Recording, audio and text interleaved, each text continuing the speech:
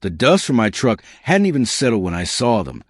A cluster of pastel-color houses squatting on the eastern ridge of my property, like uninvited guests at a funeral. I killed the engine and sat there, hands gripping the steering wheel, trying to make sense of what I was seeing. I'd been away for 8 months. 8 months helping my sister through her cancer treatment in Oregon. 8 months of hospitals and hope and fear. And in that time, someone had built an entire neighborhood on land that had been in my family for 4 generations. My name is Marcus Webb, and I own 1,200 acres of Montana rangeland. Or at least, I thought I did. I grabbed my phone and dialed my property manager, Eddie. "Tell me I'm hallucinating," I said when he picked up. There was a long pause. "You're back? Marcus, I've been trying to reach you for months. Your voicemail was full, and, Eddie, there are houses on my land. Multiple houses. With mailboxes. I know. I tried to stop them. I really did. But they had permits, Marcus. Official-looking documents. They said the land had been rezoned and sold to a development company. I called the county. I called lawyers, but without you here to... Nobody sold anything." My voice cracked like thunder. "This is my land. I know that. But they have an HOA, Marcus. They have bylaws. They even tried to fine me for your cattle trespassing on common areas." I felt my blood pressure spike into dangerous territory. My cattle trespassing on my own land. I put them in the western pastures to avoid conflict. But Marcus, these people, they're not going to just leave. They think they own it. I thanked Eddie and hung up, my mind racing. Then I did what any reasonable person would do. I drove straight up to the nearest house and knocked on the door. A woman in her 50s answered, wearing a tennis outfit and an expression of supreme entitlement. Her blonde hair was pulled back, so tight it probably counted as a facelift. "Can I help you?" she asked, looking me up and down with obvious distaste. My boots were dusty, my jeans worn, my shirt wrinkled from travel. "I'm Marcus Webb. I own this land. All of it, including the spot where your house is currently sitting." She blinked at me, then laughed. "That's absurd. This is Ridgeview Estates. We're a planned community.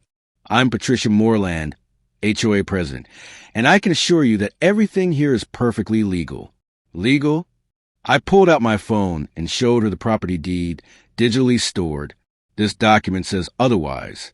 It's dated 1947. My grandfather's name, then my father's, then mine." Patricia's smile never wavered. "Well, that's certainly something you'll need to take up with the development company. But as far as Ridgeview Estates is concerned, we purchased our homes in good faith. Now, if you'll excuse me, we're having an HOA meeting in an hour, and I need to prepare." She started to close the door, but I put my hand against it. Not roughly, just firmly. "Ma'am, I don't know what scam you've been caught up in, but this is my land. Those aren't just words on paper. My family has worked this soil for 78 years. Then you should have been here to protect it," she said coldly, and shut the door in my face. I stood there, fury and disbelief warring in my chest. Then I noticed them, at least a dozen residents, emerging from their cookie-cutter homes, watching me like I was an invader, like I was the problem. That night, I drove into town and met with Sarah Chun, the only real estate attorney within 50 miles who'd take a meeting on short notice.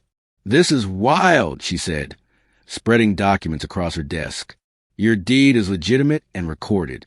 But somehow, the development company," she checked her notes, "Horizon Properties, LLC, filed paperwork claiming eminent domain transfer, which is complete nonsense for a private development.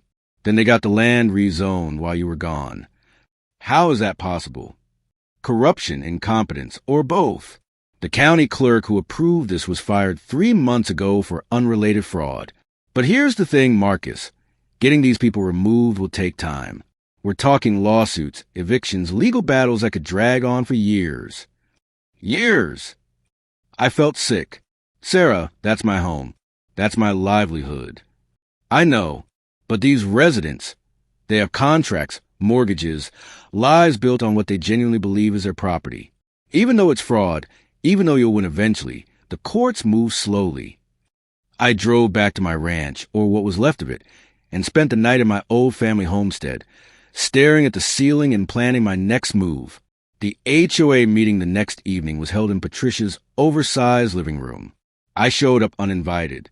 Mr. Webb, Patricia said icily, "This is a private meeting for residents only. Then it's being held on private property." I replied, "Mine, so I think I'll stay." The 15 or so residents murmured amongst themselves. I recognized the look in their eyes. Fear dressed up as indignation. "Fine," Patricia said, "but you need to understand something. We are not leaving. We have invested our life savings into these homes. We have rights." "Built on fraud?" I said quietly.